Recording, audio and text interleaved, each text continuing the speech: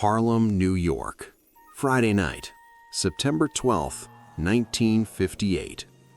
The Lenox Lounge is packed wall to wall. 300 people pressed into a room thick with cigar smoke, perfume, and money. Jazz hums through the air, a slow, confident rhythm that belongs to Harlem alone. Laughter rises from corner tables, glasses clink, deals are being made quietly, in whispers that never reach the bandstand. This is Bumpy Johnson's world. At his usual corner table, he sits relaxed, gray suit sharp, fedora resting beside an untouched glass of cognac. City councilmen lean in close, talking housing, politics, futures. Bumpy listens calmly, his back turned to the room, his posture loose, untouchable, unafraid. Behind him, the crowd shifts. A large man moves through the lounge without drawing attention because he never has to. He's always here, always close, always watching. Big Sam. 6'4", broad shoulders, heavy footsteps masked by music and noise. For 5 years, this man has been Bumpy Johnson's shadow, his shield, his brother. Tonight, his hand is inside his jacket. The jazz band plays on. No one notices when Sam stops moving. No one notices when his fingers tighten around cold steel. The distance closes. 6 feet, 4, 2. The gun comes up. The bartender sees it first, eyes widening, breath caught in his throat, but it's already too late. The trigger is pulled. Click. No explosion, no scream, no blood. Just that sound. A hollow mechanical click, sharp enough to slice through music, conversation, and time itself. The jazz band stops mid-note, glasses freeze halfway to lips. 300 people fall silent at once, as if Harlem itself just held its breath. Big Sam stands frozen, arm extended, gun shaking in his hand. And Bumpy Johnson doesn't flinch. He takes a slow sip of his cognac, sets the glass down carefully. Then, unhurried, he turns his chair around. His eyes meet Sam's. Not anger, not fear, disappointment. Bumpy Johnson looks at the man who was supposed to kill him and speaks quietly. "I've been counting on you." 5 words, and in that moment, Big Sam understands everything. Because that click, that single failed trigger pull, didn't just stop a murder. That sound didn't just save a life. It rewrote the rules of power in Harlem forever. To understand why that click mattered, you have to understand where it happened and who it failed to kill. Harlem in the late 1950s was not the Harlem people see in postcards. It was crowded, underfunded, over-policed.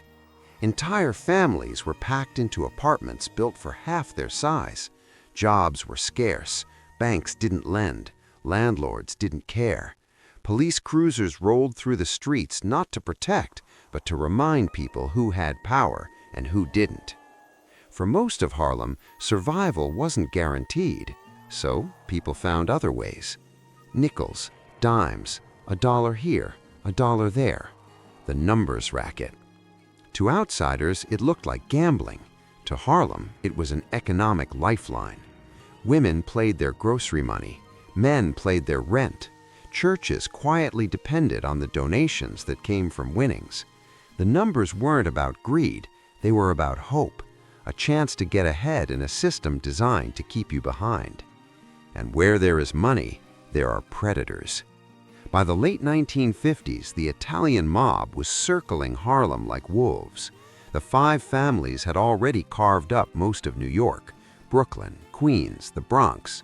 Harlem was the last major prize still standing outside their control. Millions flowed through the numbers every year, and the Italians wanted it all.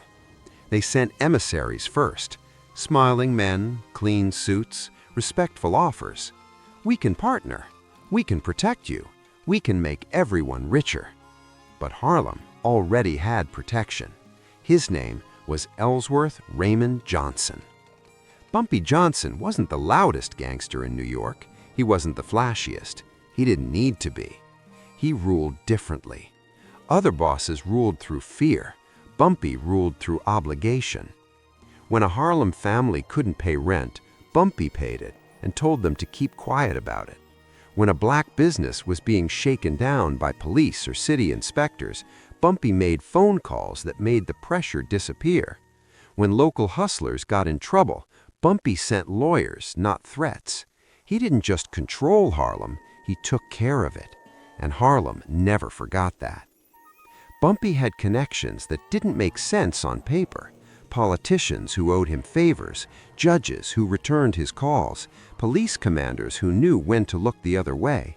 Not because he scared them, but because dealing with Bumpy kept the peace. Harlem was calmer with him in charge, safer, and the people knew it. That's why when the Italian mob tried to move in, they hit a wall they didn't understand. They sent enforcers. Those men came back broken or didn't come back at all.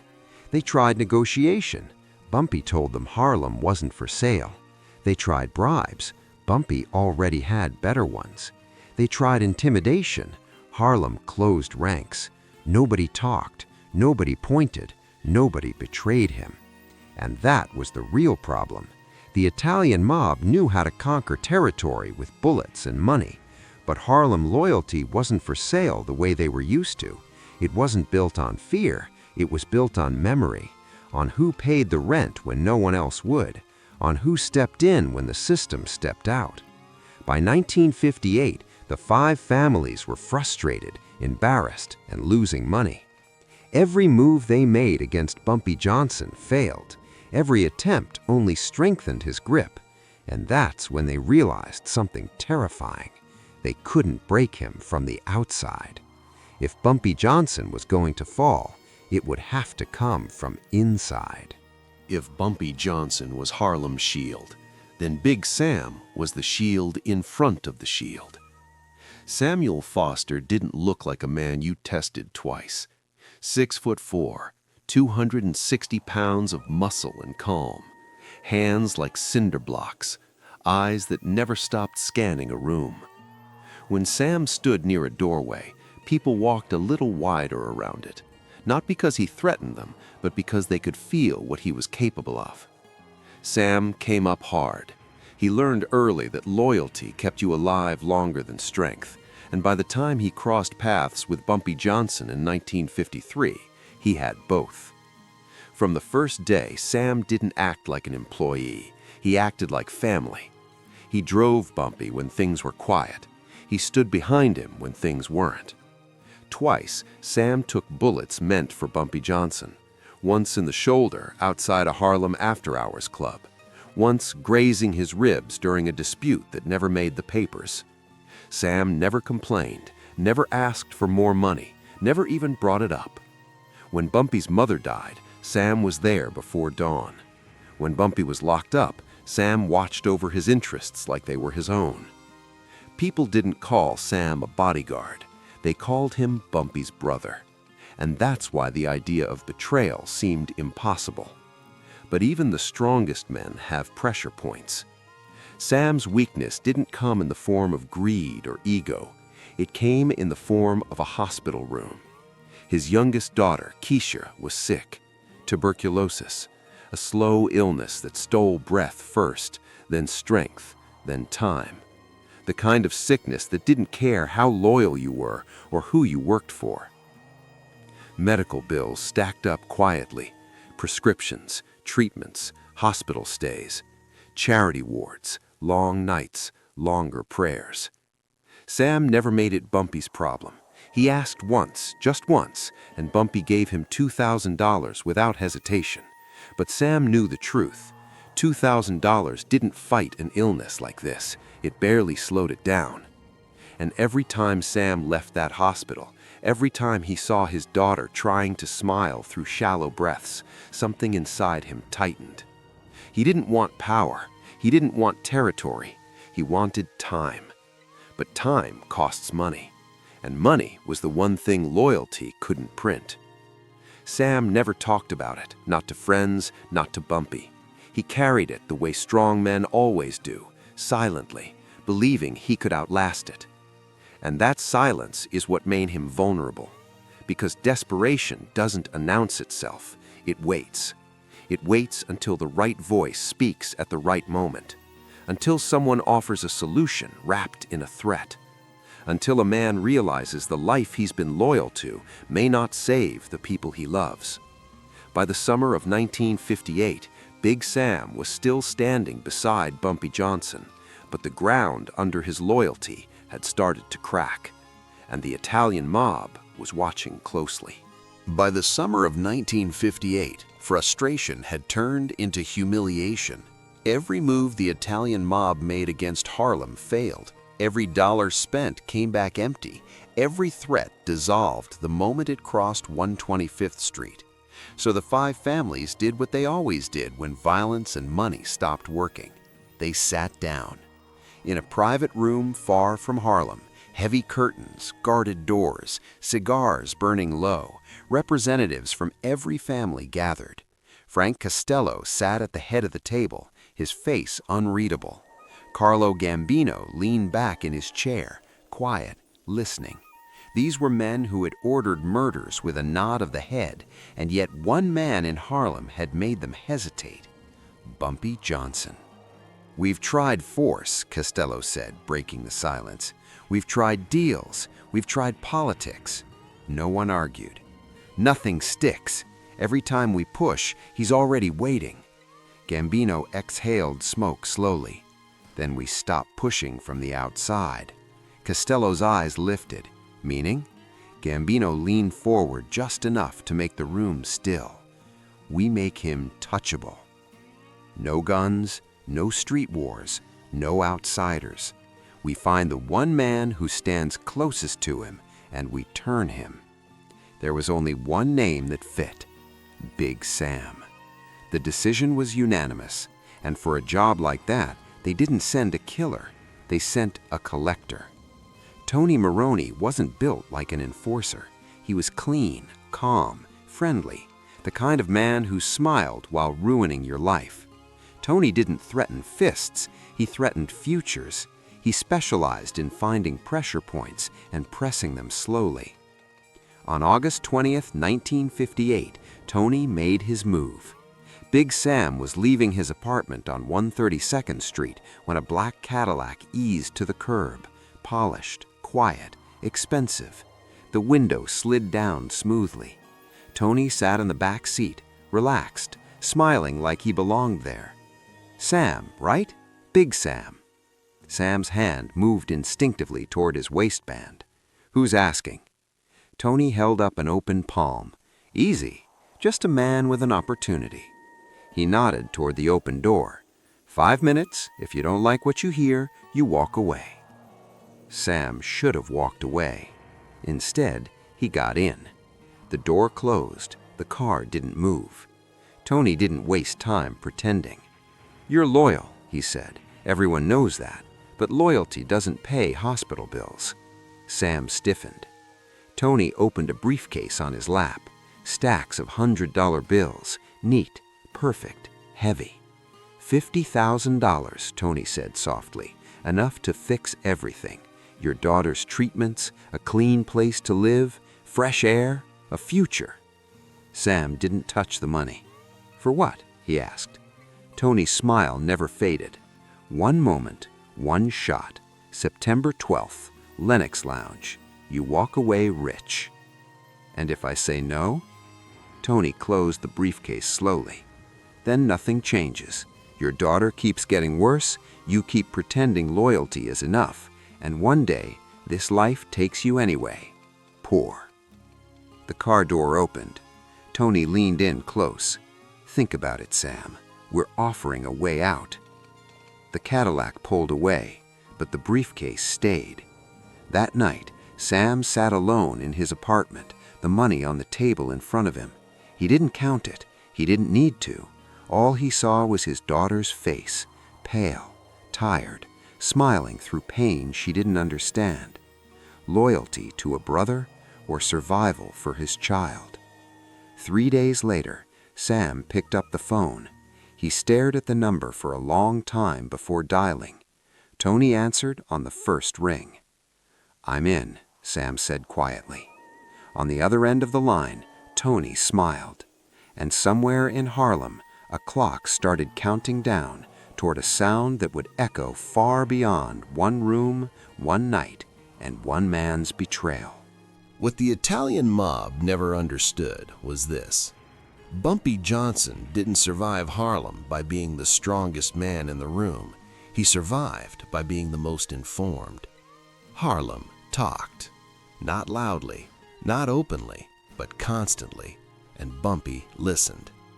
The men shining shoes on 125th Street didn't just polish leather, they heard conversations. Parking attendants saw who arrived, who waited, and who didn't belong. Bartenders heard secrets loosened by alcohol and ego. Elevator operators, doormen, cab drivers, people nobody noticed. People the mob never paid, but Bumpy did. That's how it happened. On the morning Tony Maroney's Cadillac rolled up outside Big Sam's building, a parking attendant named Jerome was working the corner. Jerome had seen Tony before, seen him collecting from Italian joints on the east side, seen his face often enough to remember it. He watched the Cadillac stop. He watched Big Sam get in. He watched the car idle for 5 minutes, and he wrote down the license plate. 2 hours later, Jerome was standing in Bumpy Johnson's office above Small's Paradise Jazz Club, hands shaking slightly as he slid a folded piece of paper across the desk. "Tony Maroney's car," Jerome said, "outside Sam's place this morning." Bumpy didn't speak right away. He read the plate number. Then he looked up. "You sure?" Jerome nodded. "Positive." Bumpy opened his desk drawer, pulled out $500, and placed it in Jerome's hand. "You didn't see anything," he said calmly. "You weren't there." Jerome understood. When the door closed, Bumpy sat alone in silence. No shouting, no orders, no panic. He didn't reach for a gun. He didn't call for Sam's death, because Bumpy Johnson already knew something the mob didn't. Desperate men don't betray out of hatred. They betray out of fear. For the next 3 weeks, Bumpy watched Sam. He noticed the shaking hands, the distracted looks, the weight Sam carried without speaking, and Bumpy made a decision that would turn a murder plot into a message. If he killed Sam quietly, the mob would simply try again, another bodyguard, another angle, another betrayal. But if he let the betrayal reveal itself, that would change everything. Bumpy placed a call to Brooklyn. The gunsmith's name was Victor. He'd been modifying weapons for Bumpy for over a decade. Silencers, custom grips, untraceable parts. "I need something different," Bumpy said. Victor listened. "I need a gun that looks real, feels real, weighs right, but when the trigger's pulled, nothing happens." Victor hesitated. "You want a dummy?" "No," Bumpy replied. "I want a lie that tells the truth." 3 days later, Victor delivered a modified .38 Special, identical to Sam's weapon in every way except one. No firing pin, no strike, just a clean, harmless click. The final step required timing. 4 days before September 12th, Bumpy sent Sam on an errand across town. Urgent, important, no delay allowed. While Sam was gone, Bumpy and Illinois Gordon entered his apartment. They found the gun exactly where Bumpy knew it would be, under the bed in a shoebox. They swapped it, perfectly. No scratches, no difference in weight, no reason to suspect anything. And then Bumpy waited. Because the most dangerous move in chess is letting your opponent think it's their turn. September 12th, 1958. Friday night in Harlem meant one thing: Lenox Lounge. 300 people packed into a room that felt alive. Jazz rolled off the bandstand in warm, confident waves. Horns sang, drums whispered, laughter and conversation rose and fell with the music. Politicians sat beside hustlers. Businessmen clinked glasses with musicians. Deals were being made that would shape blocks, buildings, and futures, all under low lights and curling cigar smoke. And at his usual corner table sat Bumpy Johnson, relaxed. Gray suit pressed perfectly, fedora resting beside his glass, cognac untouched. Two city councilmen leaned in, speaking quietly about housing developments in Sugar Hill. Bumpy listened without urgency, nodding occasionally, his back turned to the room like a man who had nothing to fear.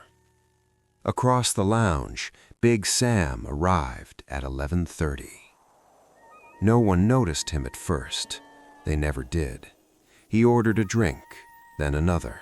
Not enough to get drunk, just enough to stop his hands from shaking, enough to dull the edge of what he was about to do. Inside his jacket pocket sat the gun he'd carried for 5 years, the gun he trusted, the gun he believed would end one life and save another. Sam stood near the bar, eyes fixed on Bumpy's table. The band kept playing. At 11:47, Sam moved. The crowd parted naturally, no suspicion, no resistance. He belonged there. He always stood near Bumpy. His presence was invisible.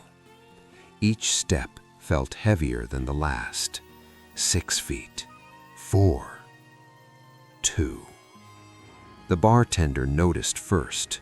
Sam's hand came out of his jacket. The steel caught the light. The bartender's breath caught, but the warning never came. The gun came up. The distance closed completely. Sam aimed at the back of Bumpy Johnson's head and pulled the trigger. Click. The sound snapped through the room like a gunshot that never came. Music died mid-note. Conversations collapsed into silence. Every eye turned at once.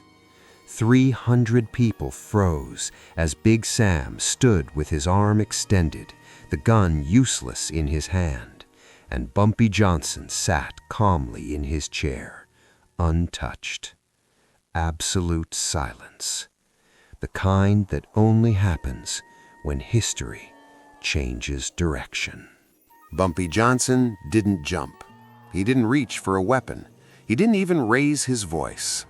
He lifted his glass, took one slow sip of cognac, set it down gently.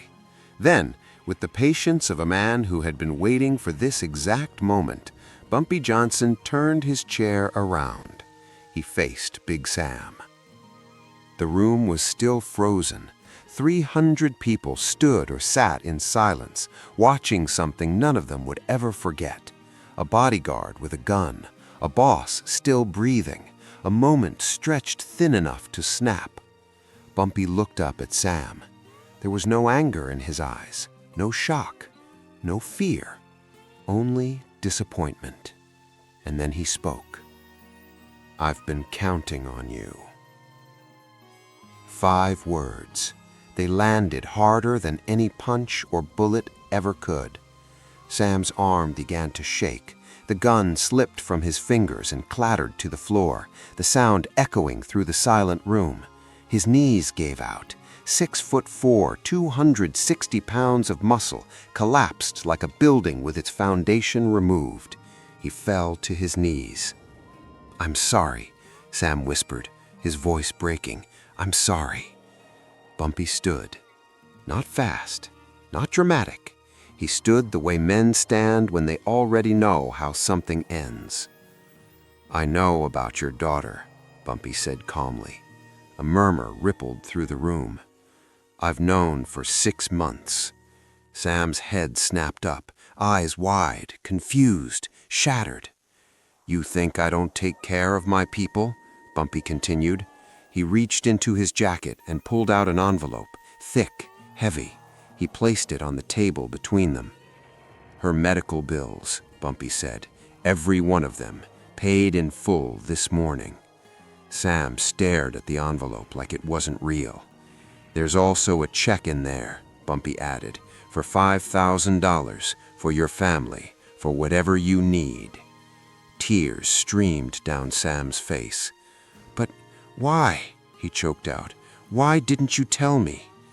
Bumpy leaned closer, his voice low but steady, loud enough for everyone to hear. "Because I needed to know," he said, "who you were going to choose, money or loyalty." The room understood the lesson instantly. Bumpy straightened up. "I could kill you," he said plainly, "right here, and no one would question it." Sam didn't look away, but that wouldn't teach anyone anything. Bumpy stepped back and pointed toward the door. "You're leaving Harlem tonight. You take your family and you disappear. I don't care where you go, but if I ever see you again, if I ever hear your name again," his voice dropped, "there won't be mercy twice." Sam nodded, broken, ashamed, exposed in front of everyone he'd ever known. He picked up the useless gun from the floor with shaking hands. "And one more thing," Bumpy added. Sam stopped. "When the Italians ask you what happened here," Bumpy said calmly, "you tell them the truth. You tell them I knew. You tell them I always know." Sam turned and walked out of Lennox Lounge, carrying nothing but disgrace. No gunshot followed him. No blood stained the floor, but the message was louder than violence. 300 people had just watched Bumpy Johnson turn betrayal into exile, mercy into dominance, and a failed assassination into a public execution of trust. The Italian mob would hear about this by morning, and they would understand it perfectly. By the next morning, the story had already traveled farther than any bullet ever could. From Harlem to Brooklyn, from Brooklyn to the Bronx, from the Bronx to Boston and Baltimore. Every major player in the underworld heard the same thing. Bumpy Johnson had known. He had known for weeks. And instead of spilling blood, he had turned a hit into a warning. The 5 families called an emergency meeting. No music, no smiles, no patience. Frank Costello was furious, not at Bumpy, but at the failure. Money had been spent, a plan had been exposed, and worse than that, the myth of control had cracked.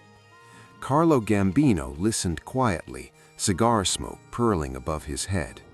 When the shouting finally stopped, Gambino spoke. "We can't beat this man." The room went silent. "We've tried force, we've tried money, we've tried turning his own people," Gambino continued. "Every move we make, he's already seen it coming." Costello slammed his hand on the table. "So what are you saying?" Gambino took a slow draw from his cigar. "We leave Harlem alone." No one argued. It was the first time the Italian mob had ever retreated from a territory dispute without a single shot being fired. And that's why that night mattered. Because history usually remembers violence, but this was power without blood. Bumpy Johnson proved that real dominance wasn't about pulling the trigger. It was about controlling the board, about intelligence, about loyalty that couldn't be bought even with $50,000 and a promise of escape. In Harlem, loyalty became currency, and Bumpy Johnson controlled the market. Years later, in 1968, Bumpy Johnson would die the same way he lived, quietly, not in a shootout, not in a blaze of headlines. He suffered a heart attack. And where did it happen? The Lennox Lounge. The same room, the same corner, the same chair. A man who survived bullets, betrayals, and empires fell not to violence, but to time. And in that symmetry, there was one final lesson. The most dangerous weapon isn't the gun. It's knowing what's coming and letting your enemy walk straight into it.